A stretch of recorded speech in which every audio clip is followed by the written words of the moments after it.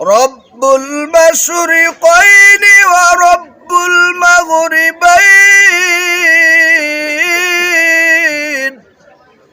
فبأي آلاء ربكما تكذبان أعوذ بالله من الشيطان الرجيم بسم الله الرحمن الرحيم الرحمن علم القرآن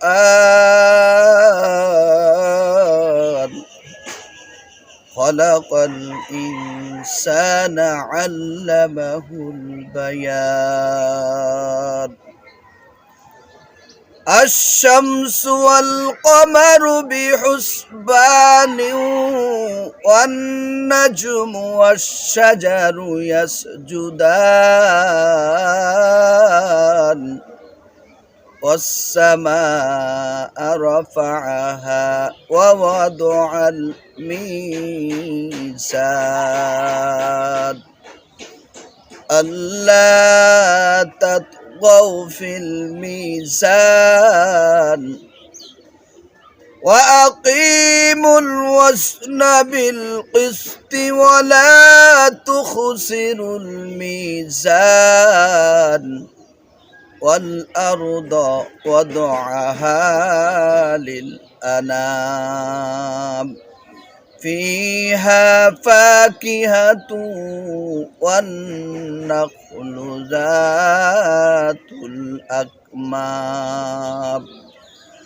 والحب ذو العصف والريحان فبأي آلاء ربكما تكذبان خلق الإنسان من صلصال كالفخار وخلق الجان من مارج من نار فبأي آلاء ربكما تكذبان رب المشرقين ورب المغربين فبأي آلاء